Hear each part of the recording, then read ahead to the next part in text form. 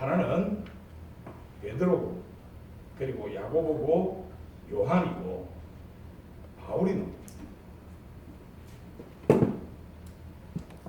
이렇게 본문에 나오는 안드레, 야고보, 베드로, 요한, 그리고 바울은 선교사들의 그 사역에 정말로 본이 되는 분들입니다. 그러니까 우리가 성경적으로 했다 이런 거죠. 그러니까 성경에 이들은 어떻게 선교자의 역할을 했는가. 이것은 우리 교회에 상당히 중요한 내용들이다. 이렇게 생각이 듭니다. 그러니까 성경적으로 우리가 선교자가 돼서 내가 나갈 때 더욱더 우리 마음이 성경에 입각했기 때문에 아마 신뢰가 갈 겁니다. 이런 차원에서 오늘 우리 다 선교자들이니까 딱 들어주시기 바라겠습니다. 첫째, 사역자라는 이 헬라의 의미는 장로에 대한 이야기를 하고 있습니다. 장로. 그런데 그것은 어떤 소극적인 이야기입니다. 사역자라는 것은 봉사하는 사람을 이야기하고 있습니다. 봉사하는 사람. 또는 하나님의 복음의 일을 위한 모든 사람들이 사역자. 하나님의 그 복음을 위한 그 일을 하는 모든 사람들을 사역자 이렇게 이야기합니다. 우리 사역자를 다른 말로는 어떻게 하느냐면 하나님의 일꾼이다 이렇게 이야기합니다. 여러분은 하나님의 일꾼인 것입니다. 그러면 하나님의 일꾼이 지 마음대로 해야 되겠습니까? 자기가 갖고 있는 생각, 이럴 것이다 라는 이 생각으로 해서는 안 됩니다.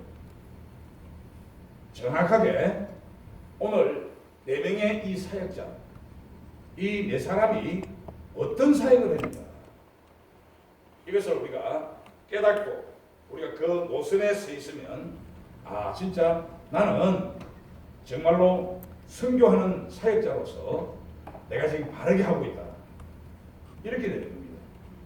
우리가 지금 갖고 있는 생각으로 그리스도인이 삶을 살아내면 안 됩니다.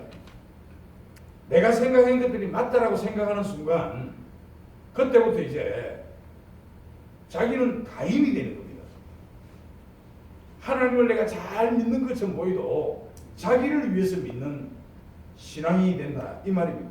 그것은 사역자가 아니고 자기를 위한 사역자, 하나님을 위한 사역자가 되기를 바라겠습니다. 그래서 오늘 이 4사람의 노선, 이 4사람의 노선이 신약 전체를 이루고 있다. 그러니까 우리가 신약을 전체를 이루는데 보니까 그 속 알맹이들이 이 4개의 노선이 있구나.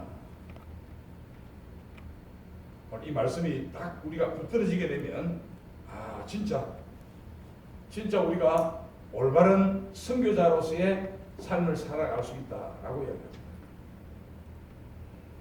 신약에서 우리가 12제자 중, 그러니까 야고보, 베드로, 요한은 예수님과 항상 함께하는 것을 우리가 성경에서 볼 수 있죠.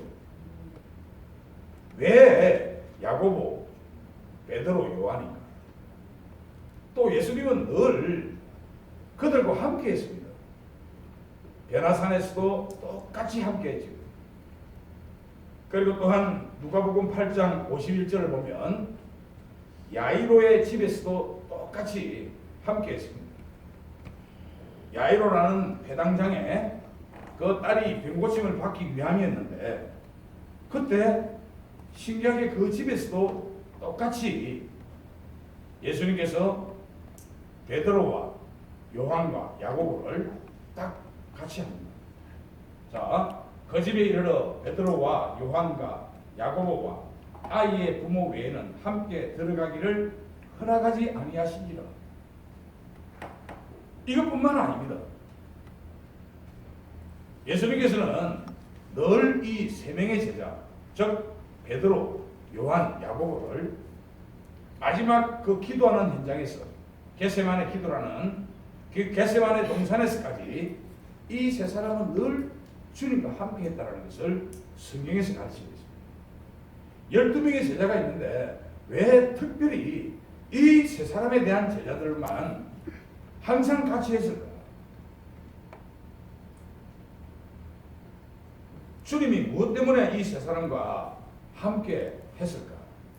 왜 다른 제자들은 두고 특별하게 이 세 제자들만 함께 했을까? 이 말은요, 하나님의 그 일이 세 가지의 노선을 갖고 있다는 것을 가르치고 있는 겁니다. 하나님은 그 일을 통해 세 가지 노선밖에 없다는 것을 표명하기 위해서 우리에게 지금 예수님이 늘 그 세 제자와 함께하는 것을 우리는 인식을 해요. 아, 왜 특별하게 저 세 사람만 늘 함께 했을까? 중요한 이야기 아닙니까? 가령 우리 회사에서도 마찬가지입니다. 늘 함께하는 사람이 있습니다. 그럼 왜 저 사람은 그 수도 없이 많은 회사에 직원들이 있는데 왜 저 사람만 항상 동행할까? 이유가 있으니까 동행하는 거 아니겠습니까? 그죠? 주님께서 이유 없이 동행하겠습니까? 같이. 특별하게 이 세 사람을 딱 늘 함께 했다라는 이 말 안에는 하나님께서 원하는 그 사역이 이렇게 세 가지의 사역으로 나누어져 있다는 것을 우리에게 표명하기 위해서 이 세 사람을 딱 들어 쓰는 거예요. 이해가 됩니까? 네. 그런데 이 세 노선 야고보, 베드로, 요한으로 충분하지 않다는 것을 성경은 말하고 있습니다. 그래서 누구를 세웠습니까? 오늘 본문 중에서 바울을 세우는 겁니다.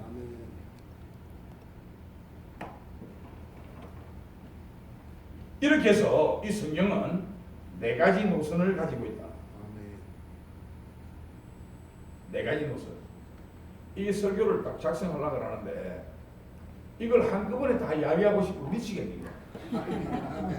예? 그런데 그걸 한꺼번에 이야기하면 최소한 한 5시간은 해야 되겠더라고. 안 그래도 설교가 길다고 지금 했었는데 야, 이거 큰일이라는 게다. 그래서 오늘은 사실은 야고보만 가지고 한번 살펴봐야 되겠다. 그리고 야고보 다음에 베드로, 베드로 다음에 바울, 바울 다음에 요한에 대한 이야기를 해요. 이것을 이 네 사람에 대한 하나님이 원하시는 그 사역의 노선, 네 가지 이 노선을 우리가 인식하고 우리가 그것을 마음판에 딱 새기고 그걸 그대로 삶 속에 적용시킨다면 아마 여러분은 틀림없이 그 유명한 베드로도 될 수 있고 그 유명한 바울도 될 수 있고 그 유명한 야고보 그리고 요한도 될 수 있다는 겁니다. 그럼 이제 이해가 되지? 아, 그래. 내가 나가서 사역을 하는데 내가 갖고 있는 생각, 내 뜻대로 내 마음대로 이렇게 하는 것이 아니고 오늘 이렇게 성경에 나오는 하나님이 원하시는 네 가지 노선에 그 자리에 딱 자리를 잡고 있는 이 네 사람이 갖고 있는 이 어떤 사역을 보고 듣고 이것을 통해서 내가 반영하는 이 삶 이라면 나는 참 훌륭한 하나님 볼 때 기뻐하는 내가 사역자가 될 수 있겠구나. 그래야 우리가 딱 정확하게 맞는 거 아니고요. 3 곱하기 3은 군대 3 곱하기 3은 한 7쯤 이야기하면 안 된다 하니까 그죠? 그건 어떻게 해서 알게 됐습니까? 우리가 학교 들어가서 공부함으로써 알게 된다 이거. 수학이라는 그 정의가 알게끔 한다 아닙니까? 성경도 마찬가지입니다. 사역자지만은 그 사역자들이 올바르게 사역을 할 수 있게끔 성경은 이렇게 네 사람을 들어서 하나님께서는 네 명에 대한 너희가 삶 속에 이렇게 사역해야만이 올바른 사역이다라고 가르치고 있는 것입니다.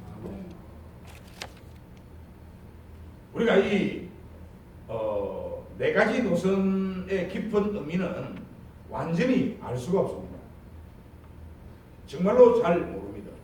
그리고 또한 아주 분명하게 수학처럼 이렇다 저렇다라고 확신 있게 이야기할 수는 없지만, 그러나 우리가 이것을 알문을 통해서 확신이 된다라는 겁니다. 선교의 사역에. 그렇지 나는 바울처럼 할 것이야. 나는 베드로처럼 해야 되겠어. 나는 요한처럼 할 수 있어. 나는 야고보와 같이 이렇게 내가 할 수 있다라는 그 확신이 생긴다는 거예요. 그 확신이 생기고 나면 그 다음부터는 누가 해주느냐면 성령 하나님께서 진짜 온전하게 드러나게끔 만드십니다. 우리는 이렇게 하겠습니다까지만 하면 돼요. 내가 완전하게 다 잘 알지는 못하지만, 그리고 아주 분명하게 내가 그것을 보지는 못하지만, 그러나 저는 내가 이것을 하겠습니다. 나는 바울처럼 되겠습니다. 나는 베드로와 같은 사역을 하겠습니다. 라고 이야기하면 그 다음부터는 성령 하나님께서 우리를 이끄실 줄 믿습니다. 아멘. 오늘 이 야고보는 네 사람 중에서 상당히 성경적으로 보면 드러나지 않는 사람입니다. 흔적이 별로 없는 사람이 야고보입니다. 주님하고 늘 따라다녔는데 이상하게 베드로와 요한은 너무나 열정적이고, 그런데 이 야고보에 대한 이야기는 별로 나오는 게 없어요. 성경에. 참 중요한 이야기죠. 이 야고보는요, 서신을 한 편도 쓴 일이 없습니다. 여러분들이 야고보서 했던 이 야고보는 예수님의 동생을 이야기하는 것이고, 예수님의 제자 야고보는 또 다른 사람입니다. 그런데 이 야고보는 그렇게 주님이 늘 함께 베드로와 요한과 같이 늘 데리고 다니는데도 신기할 정도로 이 야고보에 대한 이야기는 나오지도 않고, 또 야고보 자체가 다른 제자들은 전체 서신을 쓰는데, 하나님 말씀을 받아서 쓰는데, 이 야고보는 한 편을 쓴 일도 없습니다. 여러분 좀 신기하지, 그지? 너무 신기하다 이거. 드러나지 않습니다. 베드로하고 요한은요, 얼마나 드러나는 사람을 사는지 모릅니다. 여러분 사도행전 읽어보면요, 베드로가 어떻게 합니까? 그 공회 앞에서 서서 막 그냥 외치니까, 너희가 나무에 달아 죽인 저 예수가 하나님의 아들인 것과 사흘 만에 부활하신 것을 증거하고 하니까 하루에 3,000명, 5,000명씩 막 구원을 받는다. 그런데 야고보는 거기 나오지도 않습니다. 얼마나 이 베드로와 요한은 열심히 있고, 그런 반면에 야고보는 상당히 조용한 것을 우리가 볼 수 있습니다. 그 야고보는 있는지 없는지도 모릅니다.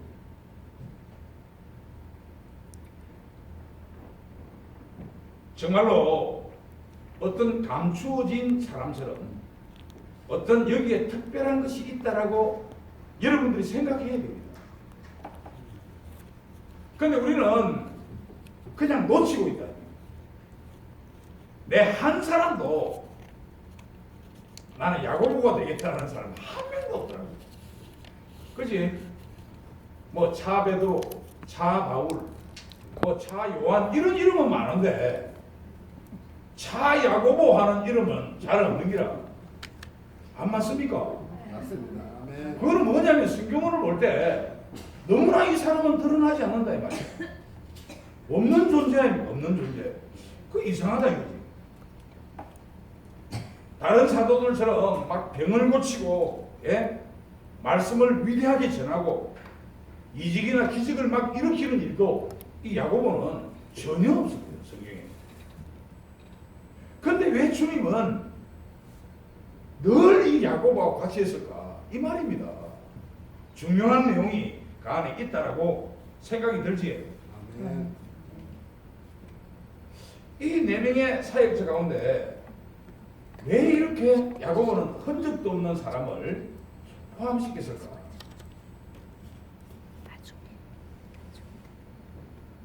야고보는 그러면 성경에서 우리에게 무엇을 나타내 보였는가?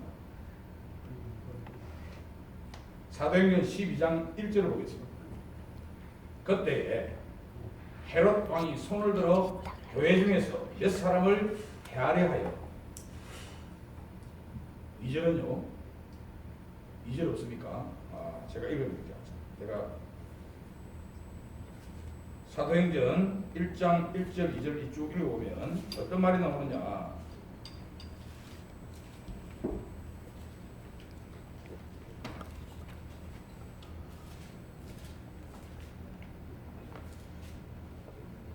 그때 헤롯 왕이 손을 들어 교회 중에서 몇 사람을 해하려 하네요. 요한의 형제 야고보를 칼로 죽이니. 자, 여기에서 이제 야고보가 나옵니다.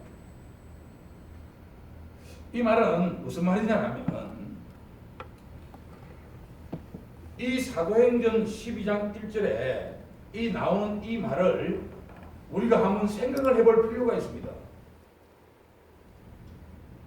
그러니까 예수를 믿는 사람 중에서 첫 번째 순교자가 나왔다라는 거예요. 자, 이 말은 뭐냐면 수도 없는 은사와 수도 없는 능력을 발휘한 그런 어떤 것들보다 지금 여기서 말하는 이 순교가 더 크고 특별하다는 것을 우리에게 가르치고 있습니다. 여러분 그렇게 생각 안 됩니까? 아멘. 그지? 은사를 막 해고 병도 고치고 막 귀신도 쫓아내고 그리고 사람을 하나님께로 돌아오게 하고 하는 이런 어떤 일도 중요한 일인데 그보다 더 중요한 일을 오늘 사도행전 12장 1절 2절에서 우리에게 가르치고 있습니다. 뭐냐? 순교에 대한 이야기를 하고 있습니다. 순교. 이거는 얼마나 중요한가? 가장 크고 특별한 사역입니다. 은사들도 좋지만 너희들이 갖고 있는 은사나 능력들도 다 좋은 거다.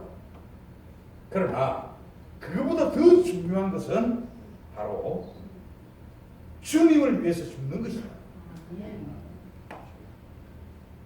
자, 야고보가 첫 번째 순교자가 되는 겁니다.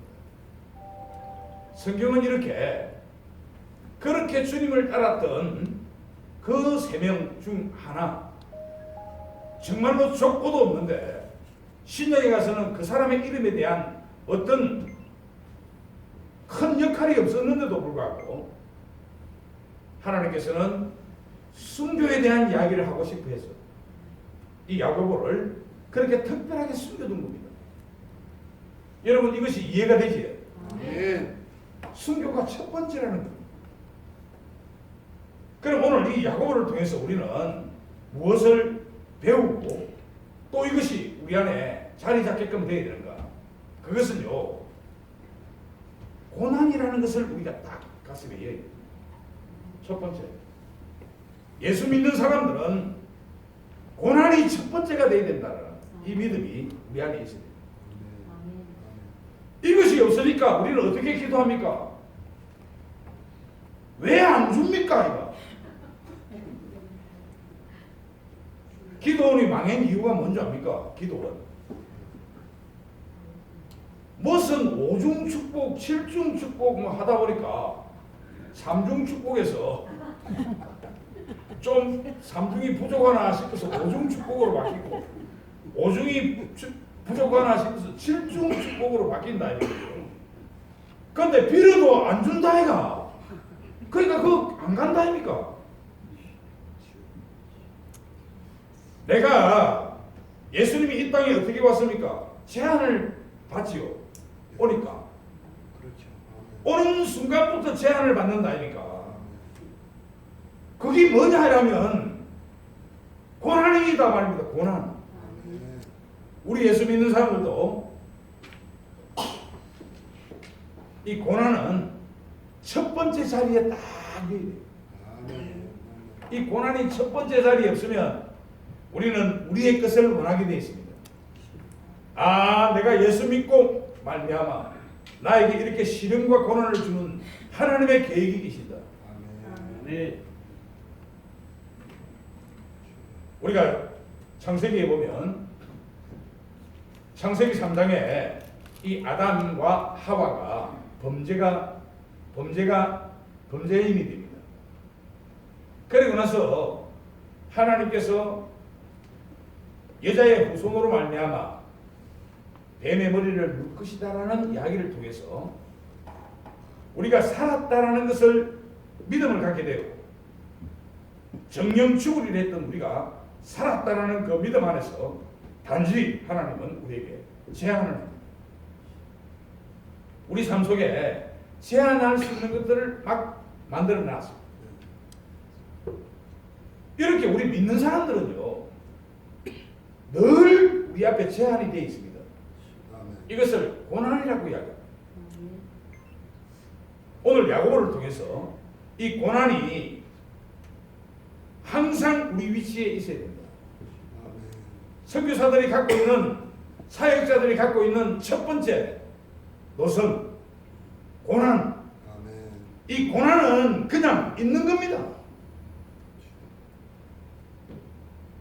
우리는 늘 삶 속에서 거절당하는 사람들로부터 믿지 않는 사람들로부터 거절당하는 그 고난의 위치에 서 있게 된다는 것을 늘 명심해야 돼요.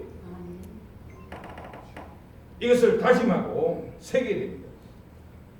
그럼 어떤 말이 되어야 되겠습니까? 아, 우리 선교사들, 사역자들은 고난은 사역자의 근본이다.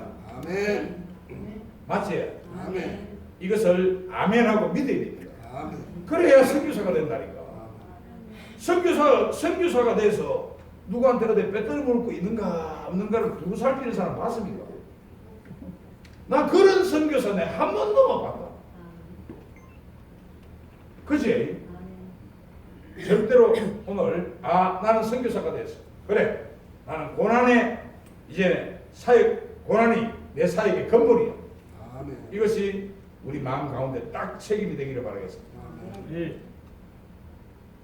우리가 잘 생각해 보면요, 우리가 보통 많은 사역자들이 바울처럼 되어야 되겠다, 위대한 서신을 읽고 난 이후에 이 바울만한 사람이 어디 있어? 나는 바울과 같은 사람이 되겠어.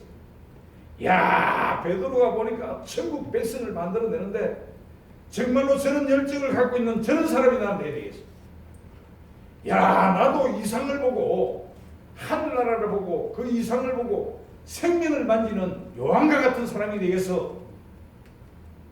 이런 사람들은 엄청나게 많다 아닙니까? 그죠? 근데 나는 야고보가 되겠어라는 사람들이 없다 아닙니까?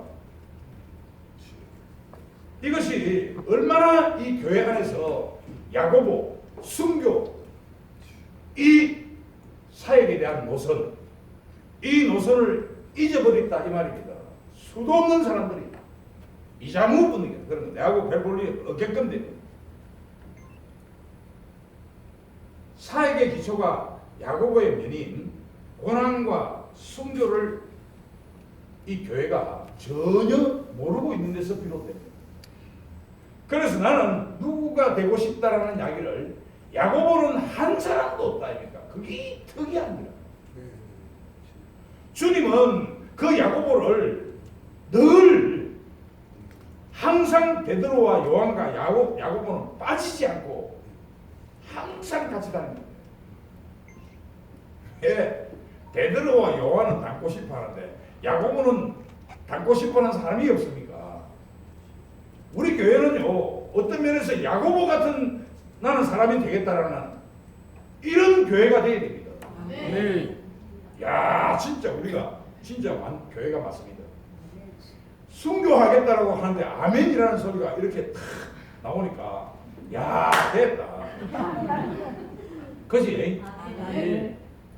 죽겠다라는 거 아닙니까? 죽겠다. 나는 주를 위해서.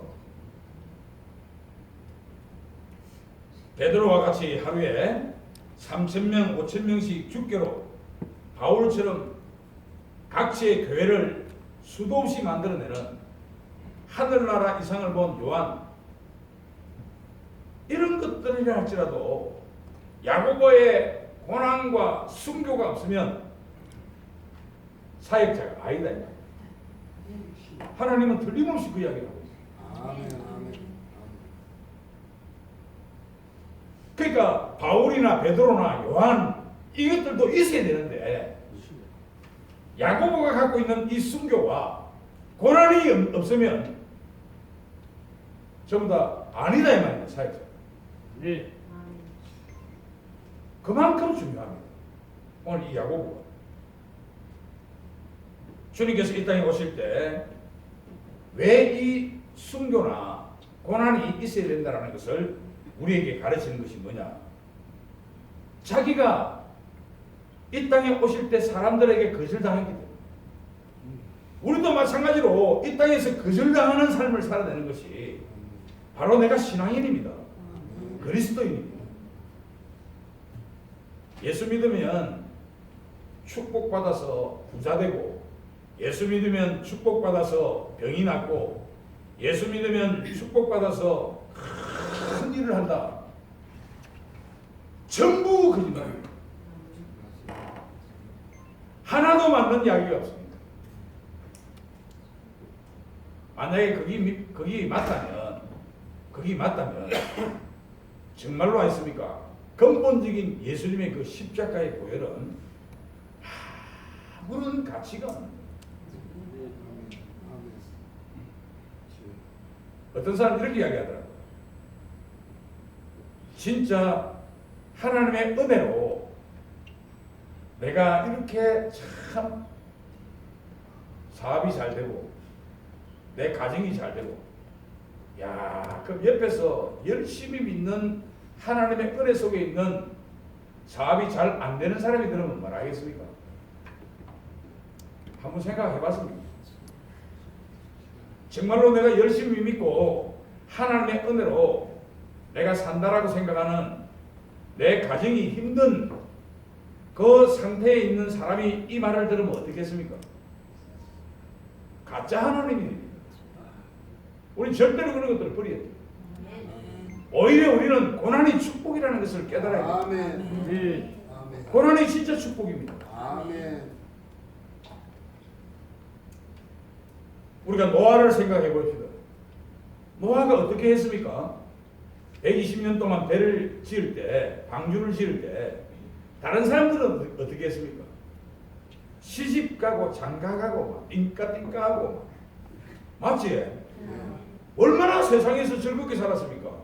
반면에 이 노아는 어떻게 살았습니까? 얼마나 힘들었겠습니까? 우리가 그렇게 살아야 됩니다. 그런데 그 노아가 갖고 있는 축복이 어떤 축복입니까? 세상으로부터, 악한 세상으로부터 구원받았죠. 그리고 하나님이 홍수로 심판하는 심판으로부터 구원받았죠. 120년 동안 배를 짓고 있던 그 노아의 생각은 120년 동안 어떻게 했습니까?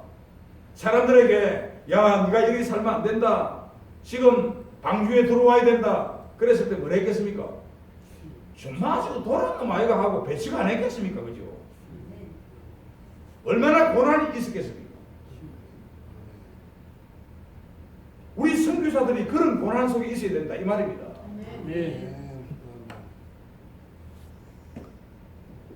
사역자들인 우리는 주님과 함께 고난에 참여하지 않는다면 우리가 아무리 놀라운 일을 한다 하더라도 주님 마음을 만족할 수 없음을 마음에 새기기 바랍니다. 행복 찾기 위해서 교회 나온다, 내가 행복을 찾기 위해서 정말로 신앙생활 한다, 이거에 버려야 됩니다. 세상의 행복은요, 하나님이 별로 좋아하지 않습니다. 그것은 사탄 마귀 것이기 때문에 안 좋아한다니까요. 하늘나라의 행복을 좋아한다. 아멘. 그래서 사도들이 전부 다 순교하는 거 아닙니까? 어떤 사람은 거꾸로 죽고 안드레처럼 열십자로 죽는 사람이 있고, 십자가에서 두려워하지 않는다니까 죽음을. 아니 그 사람들이 최고의 수제자고 최고의 신앙인들인데 왜 순교합니까? 우리가 갖고 있는 생각대로라면 내가 이렇게 열심히 예수님을 믿고 있는데 내가 부자가 돼야 되고 내가 훌륭한 사람이 돼야 되고 이것이 만약에 이 논리가 교회 안에 딱 들어오면 이것은 진짜 엄청나게 문제가 된다는 사실을 꼭 아시고 오늘 이 야고보처럼 나는 고난이 근본이다. 아멘. 고난이 근본이다라는 것을 딱 새기기 바랍니다. 아멘. 사탄 마귀가 얼마나 우리를 고통스럽게 하는 줄 압니까? 없는 말도 지어내서 거짓말을 하는 그 사탄 마귀가 얼마나 의심을 많이 일으키는 그 사탄 마귀가 질투하고 시기하고 이런 것들이 얼마나 우리 삶 속에 사탄 마귀가 우리를 간섭하는지 모릅니다. 얼마나 큰 고난입니까? 내가 그냥 열심히 교회 나가겠습니다 했는데 저기 교회 나가더만은 야 저기 막 부활의 삶을 살아낸다. 사탄 마귀는 미치는 겁니다. 그냥 네가 교회만 다니라. 절대로 부활의 삶을 살지 마라. 그러면 사탄이 얼마나 지금 공격을 하겠습니까? 못 살겠고. 이런 핍박, 이런 것들을 우리는 고난입니다. 그래서 예수를 믿는 사람들은 고난이라는 것이 근본이 되어야 됩니다. 아멘. 사역이라는 것은 나를 위해서 하는 것이 아니기 때문에 그렇습니다. 아멘. 하나님을 위해서 하는 것입니다. 아멘. 또한 이 사역이라는 것은 나가 아닌 다른 사람을 위해서 섬기는 일을 사역이라는 겁니다. 내가 사람을 섬긴다고 작정했는데 내 편해지기를 원합니까? 사람을 섬기는 사람이 어떻게 편해질 수가 있습니까? 늘 고난이 있어야죠. 아멘. 그지? 이렇게 마땅히 고난 그 순교까지는 정말로 예수를 믿는 사람들의 한 노선이다. 사역자들이 갖고 있는 한 노선인 것을 딱 깨닫고 이것을 내 마음에 딱 다짐하고 주님과 함께 행함에 이르기까지 나아가기를 바라겠습니다. 아멘.